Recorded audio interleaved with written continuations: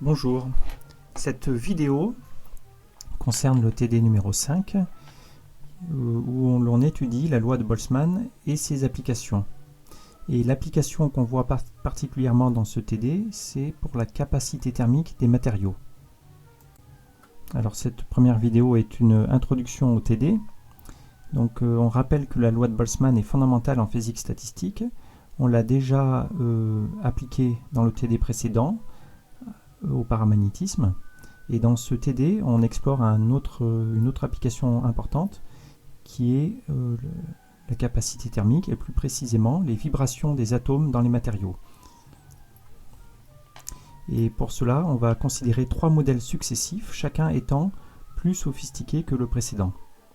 Le premier modèle, alors dans chacun des modèles, on va décrire les vibrations au premier ordre dans un développement de Taylor, ce qu'on appelle l'ordre linéaire, de façon linéaire.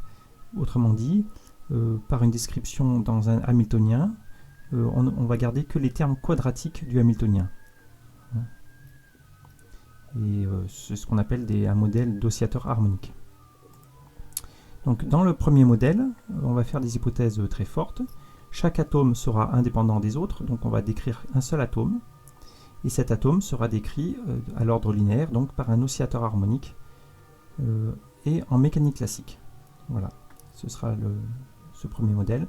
Et on va obtenir un résultat important qu'on appelle le théorème d'équipartition de l'énergie, qui dit que lorsque le système est en contact avec un thermostat à la température T, eh bien, en moyenne, chaque degré de liberté a une énergie 1,5 de kT.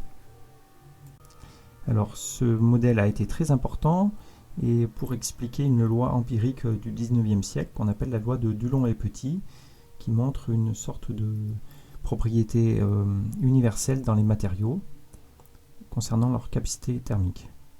Mais il y avait des contre-exemples au 19e siècle et c'était une grande question importante qu'a résolu Einstein en considérant le modèle suivant. Donc dans ce deuxième modèle, appelé modèle d'Einstein, chaque atome est encore considéré comme indépendant les uns des autres, mais est décrit par un oscillateur harmonique en mécanique quantique cette fois-ci.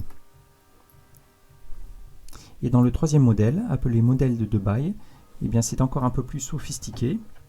Donc les atomes sont toujours décrits en mécanique classique ou quantique, par seulement l'approximation linéaire, donc des hamiltoniens quadratiques, mais on tient compte cette fois-ci du couplage entre les atomes, et donc les oscillations, l'énergie d'un atome peut se transmettre aux atomes voisins, et il y a des ondes dans le matériau, des ondes d'oscillation. Alors ces ondes en mécanique classique s'appellent les ondes élastiques, ou les ondes sonores, et en mécanique quantique, eh bien on verra qu'il y a des quantas, ces ondes sont quantifiées, et les quantas d'ondes s'appellent les phonons. Ce sont ce qu'on appelle des quasi-particules, qu'on appelle phonons.